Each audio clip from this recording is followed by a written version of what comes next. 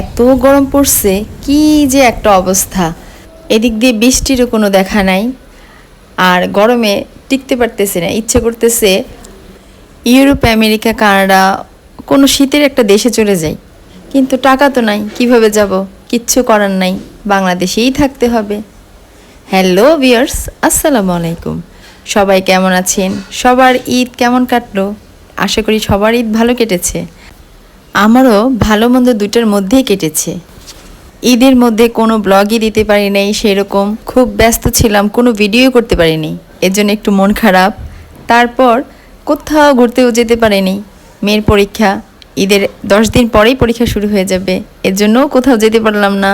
কী আর করার, এভাবেই এবারের ঈদটা আমার কাটলো। এদিক দিয়ে ভাইয়ের শ্বশুর আবার কুরবানির গোশ নিয়ে হাজির। আম নিয়ে আসছে, গোশ নিয়ে আসছে, দেখেন সব ঢেলে ঢেলে আমি দেখতেছি কি কি আনছে। তারা এত কিছু নিয়ে আসছে, আর এর ফাঁকে ঈদের দাওয়াতটা দিতেও ভুলিনি কিন্তু। বারবার খালি বলতেছে আমাদের যে কবে যাবেন বলেন, কবে যাবেন বলেন। এই হইল তাদের অবস্থা। মানে তারা খুবই অতিথিপরায়ণ, তাদের বাসায় গেলে তারা খুবই খুশি হয়।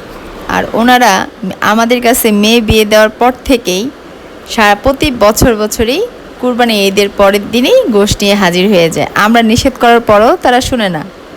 ওনারাও কুরবানি দেয়, আমরাও কুরবানি দেই, তো আনার তো দরকার নাই, কিন্তু তারা তো শুনবে না। মেয়ের শ্বশুর বাড়ি বলে কথা, একটাই মেয়ে, তাদের কথা মেয়ে শ্বশুর বাড়ি করবে না তো কাকে করবে? এই হলো তাদের অবস্থা।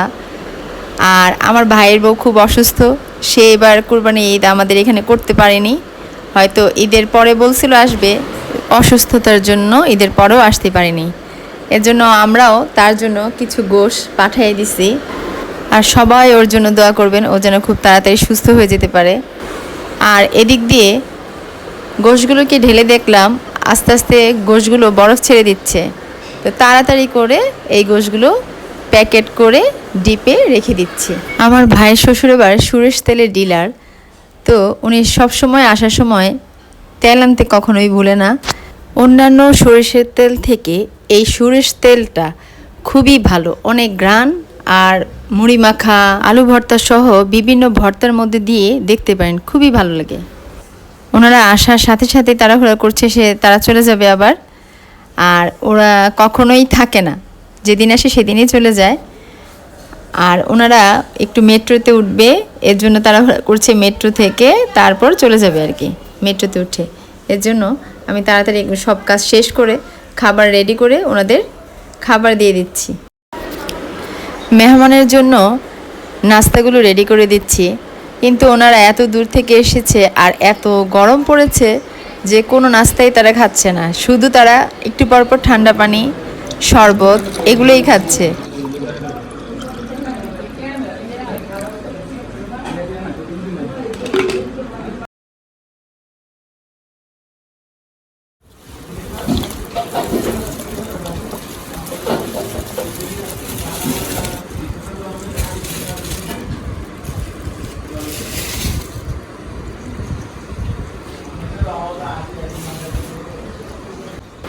তারপর ভাবলাম তারা যেহেতু এত দূর থেকে এসেছে, জাম দিয়ে এই ফাঁকে একটু ভর্তা ওনাদের বানিয়ে দিলে হয়তো খেলে ভাল লাগবে।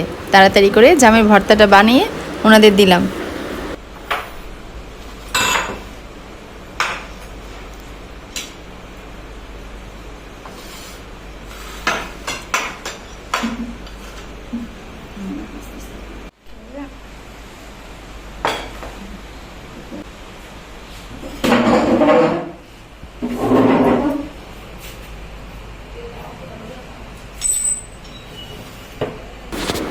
ওনাদের নাস্তা দিয়ে এই ফাঁকে টেবিলের মধ্যে সব খাবার রেডি করছি আমি।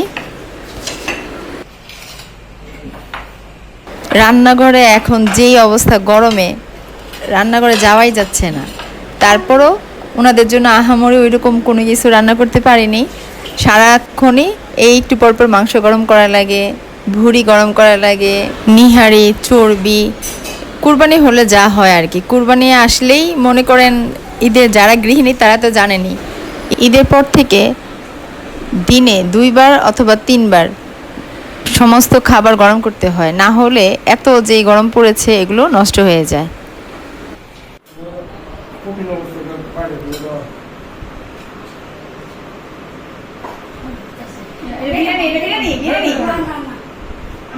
আমরা এক চামচ দেন, এক চামচ দেন। নষ্ট করে লাভ নেই। আরে এক চামচ দেন। দাদা দিয়া আচ্ছা এক চামচ না, দেন। খাই দে, খাই দেন। খাই দে। আশ্চর্য।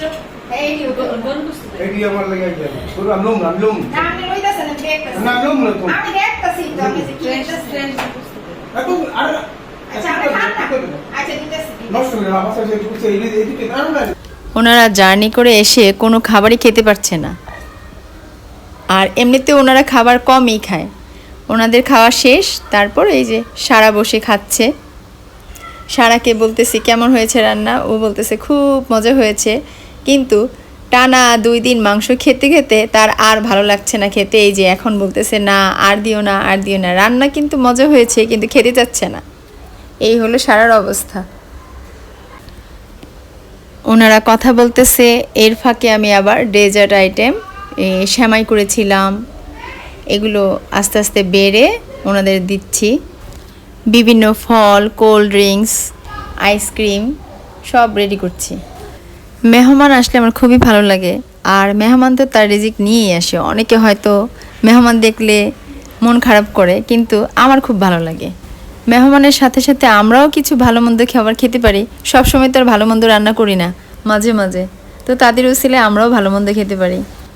এই তো আজকে সারাদিন কি করলাম, কিভাবে মেহমান আপ্যায়ন করলাম আপনাদের সাথে শেয়ার করলাম।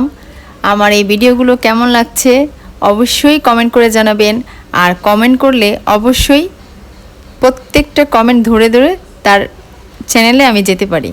সবাই কমেন্ট করবেন, যারা যারা দেখবেন লাইক দিবেন, কমেন্ট করবেন, সাবস্ক্রাইব করবেন। আর ভিডিওটি আর বড় করব না। আল্লাহ হাফেজ।